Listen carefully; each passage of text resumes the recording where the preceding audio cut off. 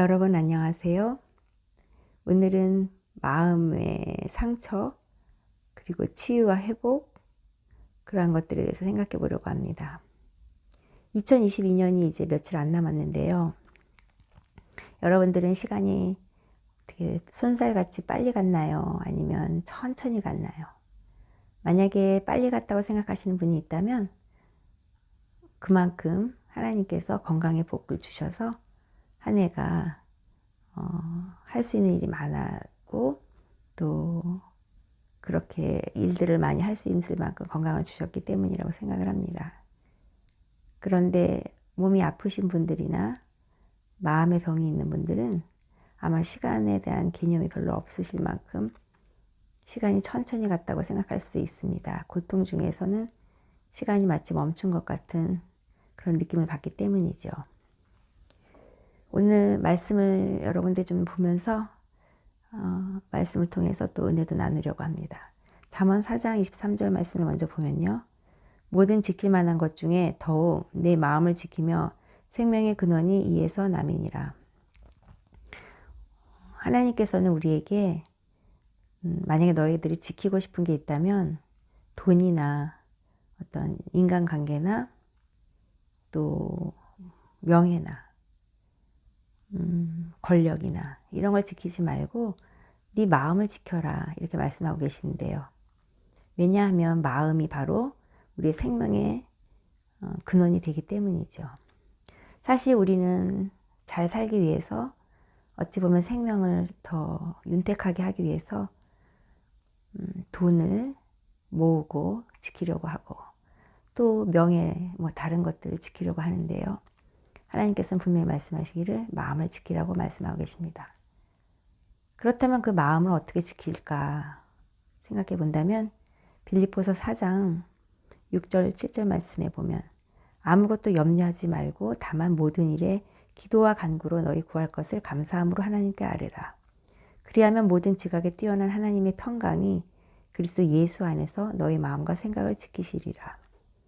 그러니까 우리의 마음을 지킨다는 것은 바로 무엇이냐면 마음을 꼭 잡을 수가 없잖아요. 손으로 잡아서 지키는 게 아니니까 그것은 바로 염려하지 말라는 것이죠. 수없이 성경에서는 하나님께서 우리에게 말씀하시기를 걱정하지 말고 염려하지 말라고 하고 있습니다. 그런데 왜 이렇게 우리는 염려를 할까요?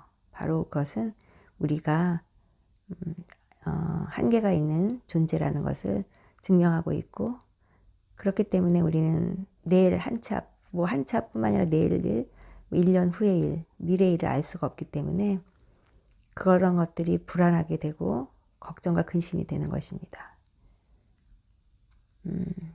선악과를 따먹기 전에는 하나님께서 늘 에덴 동산에서 아담과 하와와 함께 해주셨기 때문에 내일 일을 걱정할 염려가 없었죠. 그러나 사단의 속삭임에 유혹에 넘어가서 하나님이 하지 말라고 했던 명령을 선악을 분별하는 그 열매를 따먹지 말라고 하셨음에도 불구하고 그것을 먹으면 정령 죽는다고 했는데도 사단이 그것을 따먹으면 눈이 밝아져서 하나님같이 된다고 그렇게 해서 그것을 따먹게 되었고 결국은 하나님과 동행하지 못하고 그리고는 그 에덴 동산에서 쫓겨나게 됐습니다. 그러면서 그 척박한 땅에서 살아갈 때 한 치 앞을 알 수 없고 그러한 모든 저주로 인하여 걱정과 근심이 들어왔고 염려할 수밖에 없었죠. 그러나 하나님께서는 분명히 말씀하시기를 내 마음을 지키려면은 너의 그런 염려를 내려놓으라고 말씀하고 계십니다. 혹시 여러분들 무슨 지금 걱정거리가 있으세요? 그렇다면 얼른 내려놓으시면 좋을 것 같아요. 마음을 꼭 지켜야 되니까요. 그렇게 하면서 염려하지 말고 모든 일, 그러니까 우리가 일어날 수 있는 모든 일들을 오직 기도하고 간구하면서 우리가 구해야 할 것을 불평이나 원망이 아닌 감사함으로 하나님께 이렇게 간구하라고 말씀하고 계십니다. 그러면 우리와는 반대로 우리 하나님은 한계가 없으시잖아요. 전지전능하신 분이시니까 모든 지각에 뛰어나신 그 하나님이 우리에게 평강을 주실 것이고요. 그 평강이 비로소 그리스도 예수 안에서 우리의 마음과 또 생각을 지켜주신다고 말씀하고 계십니다. 마음과 생각은 우리 머리에 있다고 말씀드렸는데요.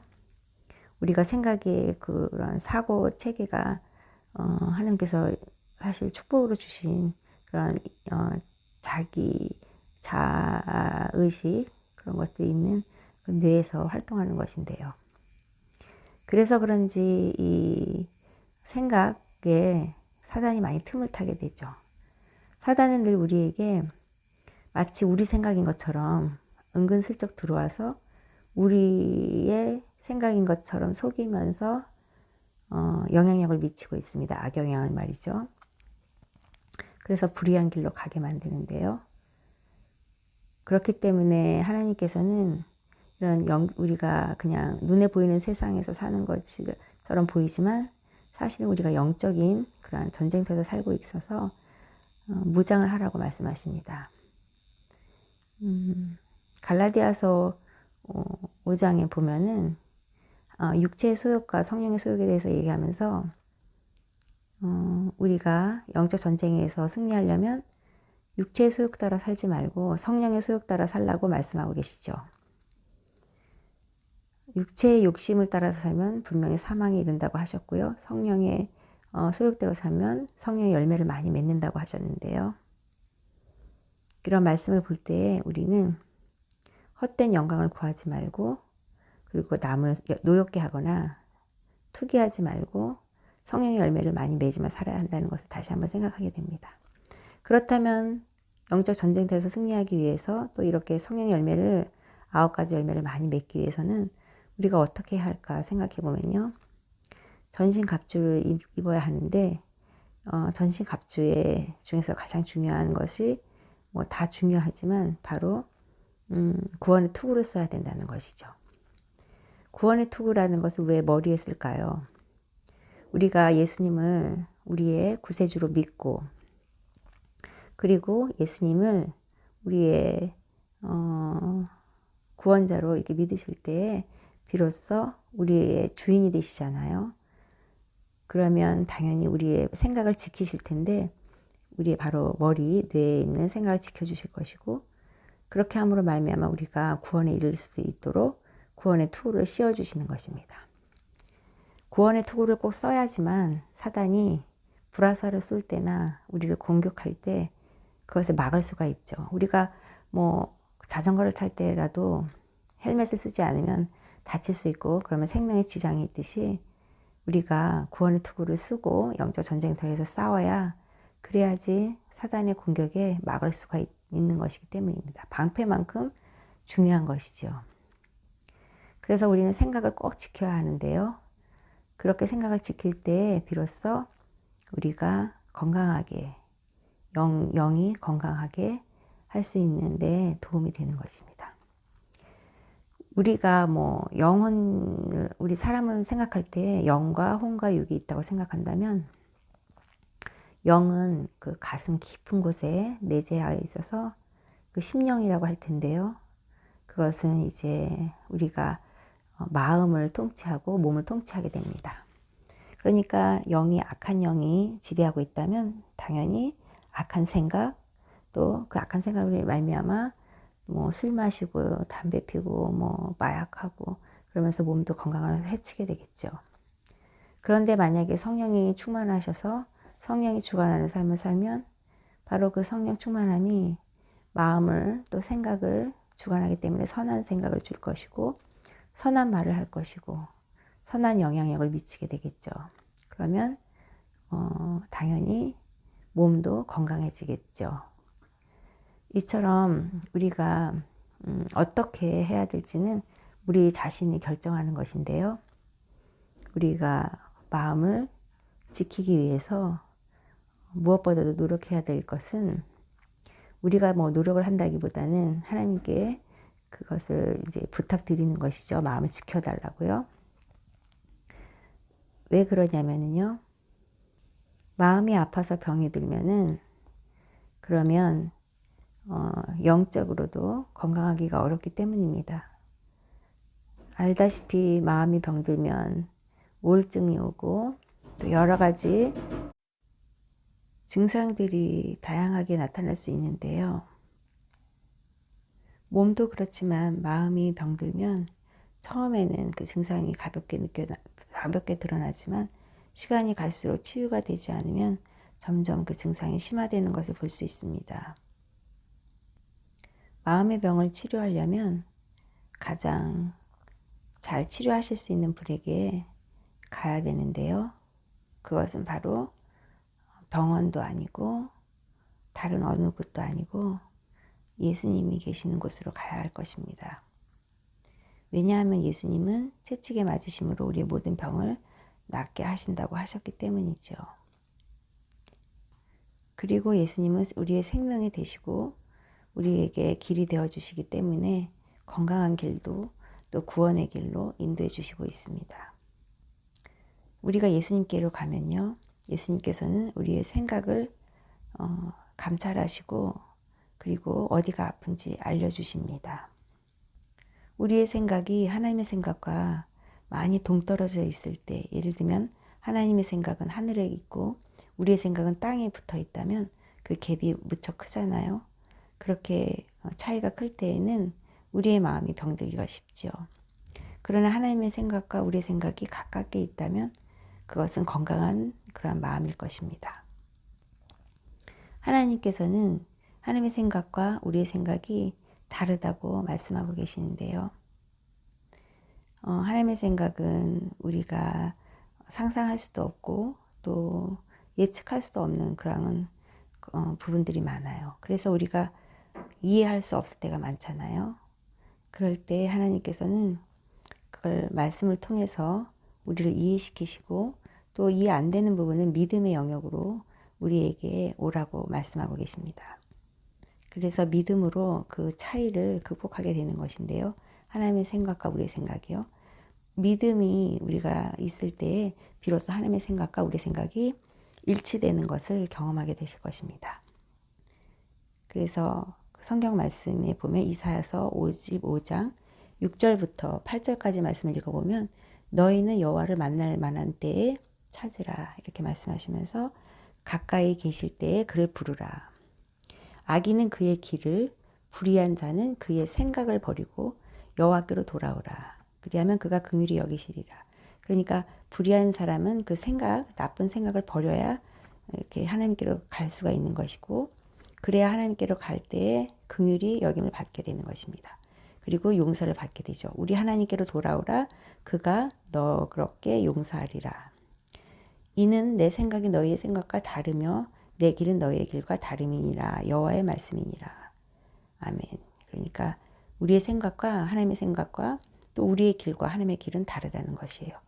그러면 안 되잖아요. 우리의 생각과 우리의 길이 하나님의 길이 다르면 하나님의 길은 분명 천국 가는 길인데 그리고 시온의 대로와 같이 그렇게 형통하는 길인데 우리의 생각이 다르다고 하니 우리의 생각은 그런 반대로 지옥으로 가는 길이고 또 불의한 길이고 악으로 달려가는 길이기 때문에 우리가 얼른 하나님께로 가서 긍휼히 여김을 받을 때에 비로소 생각과 마음이 일치되며 우리가 가는 길이 하나님이 가시는 길과 같은 길이 된다는 것입니다.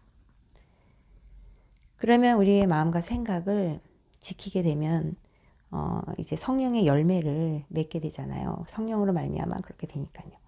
알다시피 성령의 열매는 사랑, 희락, 화평, 오래 참음, 자비, 양선, 충성, 온유, 절제 이와 같은 것인데요. 우리가 마음이 병들면 어떻게 증상이 나타나냐. 바로 이 성령의 열매를 반대로 생각하면 될 것 같습니다. 육체의 소욕, 그 육체의 소욕의 열매라고 할 수 있을까요?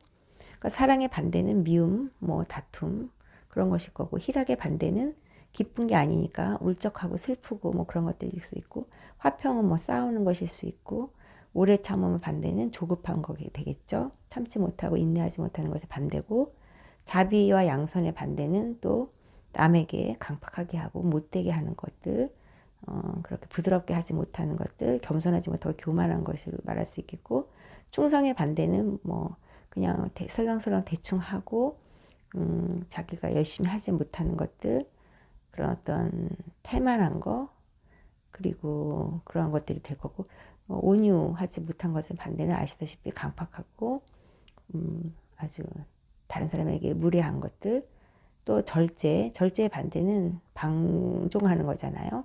그래서 이 모든 것들을 생각해 보면 마음이 병들었을 때는 바로 이런 증상들이 나타나겠구나. 그리고 마음이 치유되면 바로 성령의 열매를 많이 맺겠구나. 이렇게 생각하시면 되겠습니다. 그래서 우리가 그러면 마음을 어떻게 치유하느냐, 생각을 어떻게 바꾸냐, 이거가 문제잖아요. 우리가 마음을 우리가 스스로 바꿔보려고 하나 바꿔지지가 않는 게 문제죠. 그러니 참 그거 하나만 보아도 우리 자신의 주인이 누군지를 알 수 있는데요. 우리 주인이 만약에 우리라면은 우리 마음도 생각도 마음대로 바꿀 수가 있겠죠. 근데 내 마음 내 마음대로 안 된다고 내 생각을 없앨 수가 없을 때가 얼마나 많이 있는지 몰라요. 특별히 상처받았을 때에는 안 좋은 생각이 계속 나잖아요. 뭔가 안 좋은 것을 보거나 또 안 좋은 것을 경험하면 내가 원하지 않아도 그 생각이 자꾸 떠오른단 말이에요. 사탄이 그렇게 만드는 것이죠. 그리고 또 걱정과 불안과 근심도 내가 생각하지 않으려고 해도 자꾸 미래에 안 좋은 일이 생길 것 같은 그런 생각이 들어온다는 것이에요. 그래서 이러한 것들을 우리가 바꿀 수 있는 것은 우리 스스로 힘으로 안 되니 바로 성령님의 도우심을 받아야 될 것이라고 생각합니다. 우리가 진짜로 간구해야 될 것을 아시고 탄식하시면서 간구하신 성령님께서 우리를 위해서 중보하고 계시는데요. 바로 보혜사 성령님이시기 때문이고요. 또 진리를 꿰뚫어 알고 계시는 계시와 진리의 영이시니까 우리가 모르는 모든 것들을 다 알고 계시죠. 그리고 지식도 성령이 충만할 때에는 지식도 주시고요. 모든 은사를 부어주시는데 예수님의 제자들을 보면 알 수가 있죠. 예수님의 제자들이라고 예수님한테 훈련을 받았어도 돌아가시고 성령의 그런 충만함을 받기 전에는 두려움도 많았고 걱정 근심도 많았고 담대함도 없었고 어떤 기적과 이사도 일으킬 수 없었던 정말 어떻게 보면 오합지졸 같은 그런 군인이었으나 성령 충만함을 받은 이후에는 정말 누구보다도 용감하게 담대하게 예수님처럼 그렇게 주님의 일을 감당했다는 것을 보게 됩니다. 그리고 지혜를 주셔서 또 많은 사람들 앞에서 복음의 그런 능력을 보이는 것을 보게 되는데요. 우리도 마찬가지로 우리의 생각과 마음을 바꿀 수 있는 방법은 바로 성령 충만할 때 바꿔진다는 것입니다. 그래서 우리가 어떠한 다른 방법으로는 그것이 불가능한데요. 우리가 성령의 충만함을 받고 그렇게 해서 마음의 치유와 생각이 바뀌는 것을 보게 되는데 그렇게 될 때 비로소 진정한 회복이 일어나는 것입니다. 그러면 마음의 생각을 어떻게 치료하느냐? 바로 다 알고 계시겠지만 성경책으로 돌아가자는 것입니다. 성경에 하나님께서 다 그 방법을 알려주셨죠. 생각을 어떻게 하라고 또 네가 예를 들어서 두 가지죠. 너가 잘못된 생각을 갖고 있다. 너가 이걸 고쳐야 되겠다 하면 그것이 너 잘못됐다고 알려주시고요. 그 율법이죠. 그 다음에 그걸 고쳐야 된다고 알려주심으로 말미암아 우리가 회개하고 돌아올 수 있도록 알려주시고 계십니다. 두 번째로 만약에 우리가 잘하고 있다면 그래 너 잘하고 있다고 알려주시고 칭찬해 주시면서 하늘의 소망과 상급을 예비해 주신 것을 알게 해주시고 그리고 계속해서 그것을 할 수 있도록 힘을 주신다는 것이에요. 그러니 악인과 의인 모두에게 양약이 되는 것은 바로 성경 말씀이 되겠습니다. 그래서 우리가 생각을 바꿀 수 있는 것은 성경책을 거울 삼아 볼 때에 비로소 우리가 마음이 치유가 되고 새롭게 되어지는 것이죠. 아까도 말씀드린 것처럼 전신갑주에서 의의 호심경을 가슴에 이렇게 하고 또 우리가 마음 생각뿐만이 아니라 영의 깊은 곳까지도 우리가 감정적인 부분도 우리가 지켜 보호해야 되는데요. 그 호심경에서 호심경의 역할이 의로운 것을 우리에게 방패로 삼아서 악한 것들이 공격할 때에 넘어지지 않도록 쓰러지지 않도록 상처 입지 않도록 하는 것입니다. 호심경의 경자가 거울인 것처럼 우리가 성경 말씀을 비추어 볼 때 비로소 의로우신 분, 오직 한 분, 예수 그리스도의 의로 말미암아 악한 것의 괴략과 공격을 막을 수가 있다는 것이죠. 호심경을 입고 말이죠. 호심경을 붙이고 말이죠. 그래서 여러분들 오늘 전신갑주 입으셨는지 모르겠어요. 구원의 투구를 반드시 쓰시고 생각을 사단이 공격하지 못하도록 예수 그리스도의 그 십자가의 복음의 능력과 그 구원을 정말 절대로 잊어버리지 마시고 반드시 써가지고 사탄이 공격해도 절대로 피해 입지 않도록, 상처 입지 않도록 그렇게 하셔야 될 것이고요. 또 감정적으로 여러 가지 부정적인 감정이 들어오지 못하도록 우리의 영을 보호하기 위해서, 또 깊은 영을 보호하기 위해서 우리의 의의 흉배와 또 그런 호신경 같은 것을 다 붙여야 된다고 말씀하고 계십니다. 그래서 이처럼 우리의 생각을 지킬 수 있는 것이죠. 우리가 마음에 상처를 입어서 치유를 받는다는 것은 바로 떨기나무 앞에 모세가 선 것처럼 그렇게 우리가 하나님의 임재 앞에 우리가 나아가서 그분의 빛 아래 거하면서 우리의 어둠이 드러나고 그것을 치유받게 됩니다. 우리가 치유를 받게 되면요, 겟세마네 동산에서 예수 그리스도께서 기도하신 것과 같이 하나님께 간구하는 것들, 우리의 기도 제목을 올려드리지만 그것이 우리의 욕심이나 우리의 뜻, 우리의 생각대로가 아니라 우리 자신을 부인하는 시간을 갖게 됩니다. 왜냐하면 하나님의 임재 앞에 있기 때문에 예수님처럼 하나님 뜻대로 해달라고, 나는 이것이 원하지만 하나님 뜻대로 해달라고 하면서 그렇게 하나님의 뜻을 내 뜻보다 앞세우지 않고 하나님의 뜻을 하나님의 뜻 앞에 내 뜻을 굴복하게 되죠. 그렇게 돼서 하나님의 그 높으신 뜻이 나의 뜻과 일치되는 그러한 경험을 하게 됩니다. 그것이 바로 치유죠. 그렇게 될 때 나의 부정적인 생각, 나의 욕심, 어떤 악한 것들, 그런 모든 것들이 하나님의 그 위대하시고 선하신 생각과 뜻 앞에 굴복함으로 말미암아 통치하심을 받게 되는데 그게 바로 치유가 되는 것이고요. 이렇게 치유가 될 때에 이제 우리는 자유케 되는 것입니다. 진리가 너희를 자유케 하라는 것처럼 말이죠. 근데 우리가 보통 마음의 치유가 됐다고 해서 이제 너무 기쁘잖아요. 어느 날 이렇게 얽매인 것부터 자유롭게 되면. 그러면 이제 막 다 됐다고 하는데 회복의 시간이 필요합니다. 그 회복이란 건 무엇이냐면 우리가 치유가 됐어도 회복하지 않으면 상처가 났는데 그것이 상처가 온전히 아물지 않으면 염증이 생기고 고름이 돼서 또 썽이 나서 다시 더 안 좋아지는 것과 같은 이치인데요.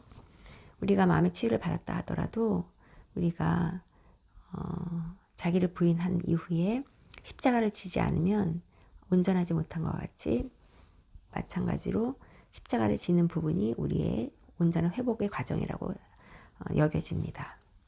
그래서 성경 말씀에서 회개가 바로 치유의 단계고요.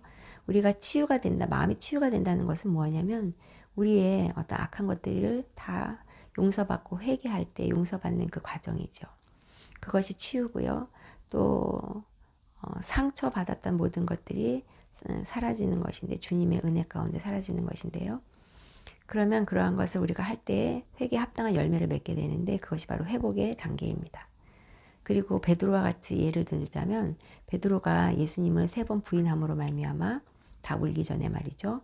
그래서 예수님께 무척 죄송했죠. 왜냐하면 배신을 했기 때문에, 예수님을 저주하고 이렇게 떠났기 때문에 말이에요, 스승을. 그래서 예수님께서 그걸 치유하시기 위해서 부르셨죠. 그리고는 너가 나를 사랑하냐고 3번을 물으셨습니다. 그게 바로 치유의 과정이에요.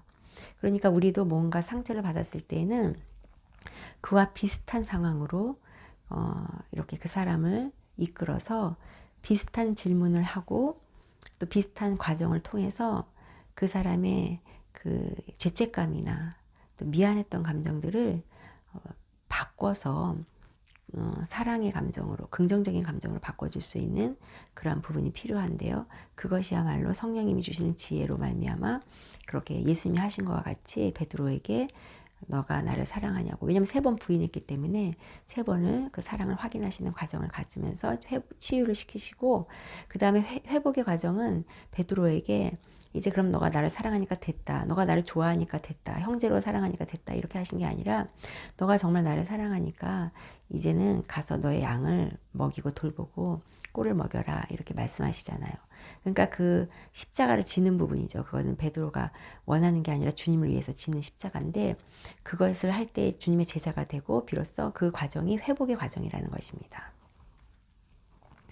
이처럼 여러분들이 만약에 마음에 상처가 있다면은 어떻게 해야 하냐면 먼저 하나님 앞에 나아가야 되겠죠. 그 하나님 앞이라는 것은 바로 성경 말씀이 될 수 있겠고요. 그리고 또 정말 성령님 앞에서 레마로 이렇게 서실 수 있고 받을 수 있는데요. 그렇게 하나님 앞에 섰을 때 또 말씀을 통해서 하나님께서 우리에게 어디가 아픈지 진단을 해주실 것입니다. 너는 이걸 예를 들면 우리가 누구를 용서 못하고 있다면 너는 용서 못하는 부분에서 암이 있구나. 그럼 너 이 암을 제거해야지. 그럼 네 마음의 미움을 제거해야 되겠다 하면서 수술해 주시는 것이에요. 말씀으로. 그러면 무척 아플 수 있지만 그 아픈 과정을 수술할 때는 또 예수님이 흘리신 그 보혈의 피로 말미암아 우리를 덮어주셔서 마취를 시켜주시는 것이죠. 아프지 않도록. 그리고 이제 예수님 하나님께서 치료하신 후에 왜냐면 하나님은 여러분들도 알다시피 구약에서 치료자 하나님으로 나오시잖아요. 그렇게 우리를 수술하시고 치료하신 후에 우리에게 이제 회복될 수 있도록 우리에게 사명을 주신다는 것입니다. 그래서 너가 이제 치료받았으면 가서 너처럼 마음에 상처받은 사람을 가서 예수 그리스도로 또 말미암아 치료를 해주고 회복을 시켜라 이렇게 알려주시는 것이죠. 그래서 우리가 그 마음에 치유가 되는 것은 비로소 성경 말씀에 그런 하나님의 말씀들이 우리의 생각으로 들어와서 우리의 생각의 하나님의 생각과 일치하게 하고 또 하나님의 마음이 우리의 마음과 일치하게 되어서 그가 내 안에 내가 그 안에가 비로소 이루어질 때 우리의 마음이 상처가 회복이 되고 그렇게 말미암아 구원에까지 이르게 될 수 있다는 것입니다. 마음의 상처가 크면 구원 물론 될 수 있죠. 하나님이 강권적으로 하시면 하실 수 있지만 무척 힘들다는 것이에요. 왜냐하면 사울을 보면 알 수 있잖아요. 사울이 하나님께서 택하신 귀한 왕으로 세움을 받았으나 그가 타락함으로 그리고 마음에 여러 가지 상처, 그 상처는 무엇이냐면 자기 스스로가 준 상처지만 그 다윗을 미워하고 경쟁자로 생각하면서 욕심과 탐심 그리고 또 시기와 질투 이런 것들 모든 그 사탄의 속성의 그 감정들을 자기가 테이크하면서 갖게 되면서 그러면서 마음에 병이 들었는데요. 그것을 성령님만이 치유하실 수 있고 하나님의 말씀으로 치유할 수 있는데 그것을 하나님을 찾지 않고 어떤 점술가 요술가를 찾아서 그렇게 오히려 악한 영을 더 불어서 그 하나님과 하나가 되는 것이 아니라 악한 것들과 하나가 됨으로 말미암아 결국 마음의 치유가 온전히 되지 못하고 그리고는 하나님 기뻐하시지 않는 방법으로 죽음을 선택하고 그리고는 구원을 받지 못하는 그런 안타까운 경우가 되지 않겠습니까? 그리고 가룟 유다도 마찬가지죠. 가룟 유다도 자기가 예수를 배신했다는 거 그것을 회복 치유하지 못하고 하나님 앞에 가지 못하고 예수님 앞에 가지 못하고 자기의 의로 자기 스스로 해결해 보려고 하다가 결국 치유와 회복을 경험하지 못하고 안타깝게도 구원을 받지 못했는데요. 만약에 여러분들 지금 마음이 한번 마음을 스스로 자가 진단해 보세요. 어떻게 진단해 보실 수 있냐면 내 마음이 평안한지 안 평안한지. 물론 가끔 화가 날 수도 있고요. 감정이 올라올 수도 있지만 대체적으로 내가 마음이 평안하면 그것이야말로 내 생각이 온전하고 내 마음이 병들지 않았다는 것을 알 수 있습니다. 그런데 내 마음이 뭔가 불안하고 걱정과 근심이 있고 화가 나고 그런 것들이 유주얼리 계속 그렇게 된다면 그것은 내 마음에 어딘가가 문제가 생겨서 병이 있다는 것이죠. 그럼 그것을 그냥 내버려 두면 사단은 분명히 그것을 계속 염증을 일으키고 그래서 우리의 심령을 상하게 만드는 것입니다. 이러한 것들을 막기 위해서 성경 말씀에서 뭐라고 말씀하시냐면요. 여러분들도 한번 찾아보면 좋겠는데요. 잠언 17장 22절. 마음의 즐거움은 양약이라도 심령의 근심은 뼈를 마르게 하느니라. 즉 하나님께서 왜 항상 기뻐하고 쉬지 말고 기도하고 범사에 감사하라고 하셨냐면 그것이 하나님의 뜻이라고 했는데요. 그것은 바로 우리가 영육간에 강건하게 바라시고 그 비결은 바로 우리가 항상 기뻐하고 즐거워하는 거. 그럴 때 그것이 모든 마음의 그 병의 약이 된다는 것입니다. 양약이요. 근데 반면에 심령의 근심은 뼈를 마르게 한다는 것은 우리가 근심을 하는데 두 종류가 있는데 하나는 구원을 어떻게 하면 이룰까 하는 근심과 또 하나는 어떻게 우리가 세상적으로 겪게 되면서 사단이 주는 그런 걱정 근심이죠. 그러한 걱정 근심 두 번째 경우는 뼈를 마르게 한다는 것입니다. 그래서 우리가 마음에 이렇게 상처 입을 때에는 우리가 항상 기뻐하고 즐거워하고 해야 하는 것이 양약이니까 기쁜 찬양을 많이 들으시고요. 찬양은 치유의 능력이 있습니다. 왜냐하면 하나님을 영화롭게 하기 때문에 하나님을 영광을 돌리고 영화롭게 할 때에는 하나님이 기뻐하시면서 은혜를 부어주세요. 그 은혜가 우리 심령에 양약으로 들어오는 것이죠. 기쁨으로요. 그리고 여러분들 마음에 샘을 하나씩 팠으면 좋겠어요. 기쁨의 우물 말이에요. 기쁨의 우물을 파면 항상 기쁨이 샘솟는 것이잖아요. 하나님께서는 이사야서 12장 3절에 보면 그러므로 너희가 기쁨으로 구원의 우물들에서 물을 기르리로다 이렇게 하셨는데요. 이사야서 12장 2절에 보면 보라 하나님은 나의 구원이시라 내가 신뢰하고 두려움이 없으리니 주 여호와는 나의 힘이시며 나의 노래시며 나의 구원이심이라 이렇게 말씀하시면서 이어서 3절에 말씀드린 것처럼 그러므로 너희가 기쁨으로 구원의 우물들에서 물을 기르리로다 이렇게 말씀하고 계세요. 그래서 여러분들 오늘 이것을 들으시면서 다 성령님께서 여러분들 마음에 기쁨의 우물을 하나씩 이렇게 파주시기를 바랍니다. 그러면 기쁨이 항상 샘솟겠죠. 그래서 그 기쁨으로 말미암아 행복하게 되는 것이에요. 저 같은 경우는 파킨슨이라는 것이 도파민이 부족하기 때문에 항상 뭐 이렇게 신경과 같은 데 가면 의사 선생님들이 우울증 체크를 하면서 우울증 약을 쉽게 처방해 주는 거예요. 왜냐면 그게 부족하니까 당연한 것이죠. 우울증 오는 것이요. 기쁨의 호르몬이고 어떤 이렇게 마음에 우리가 만족할 때 나오는 것이니까요.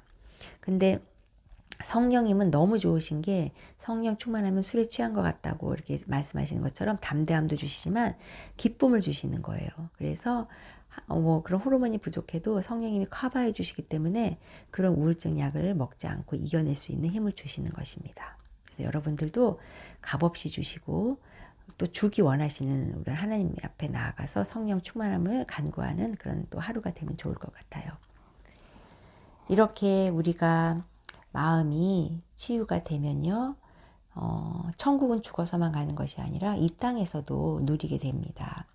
그래서 우리 사도 바울이 말한 것처럼 일체의 비결을 또 경험하게 되실 것이고요. 뭐 가난하거나 부하거나 그렇게 되실 것이고 또 어떠한 것도 하나님과 우리의 관계를 끊지 못하게 되는데요.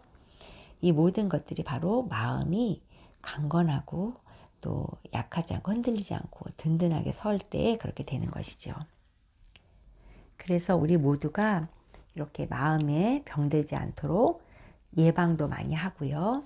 말씀을 통해서 우리 하나님께서 이미 어떻게 하면 우리가 잘 마음을 지킬 수 있는지 알려주셨으니까 마음의 병이 들지 않은 분들은 예방 차원에서 말씀으로 기도로 또 주님 찬양하면서 또 전도하면서 이렇게 예방을 잘 하시고요. 병들지 않도록.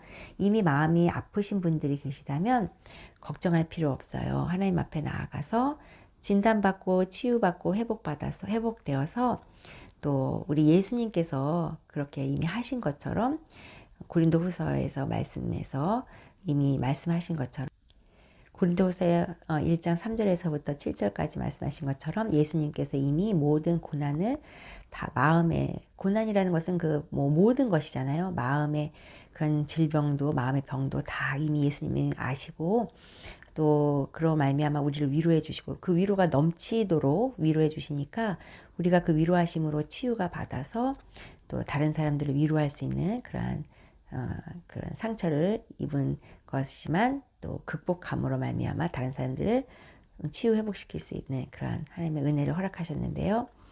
오늘 우리 모두가 그렇게 하나님 앞에서 온전해져서 또 하나님의 영광을 위해서 예수님처럼 작은 예수로 또 예수님의 제자로 그렇게 많은 사람들에게 치유와 회복을 도와주는 그런 사람들이 되었으면 좋겠습니다. 하나님의 사람 말이죠.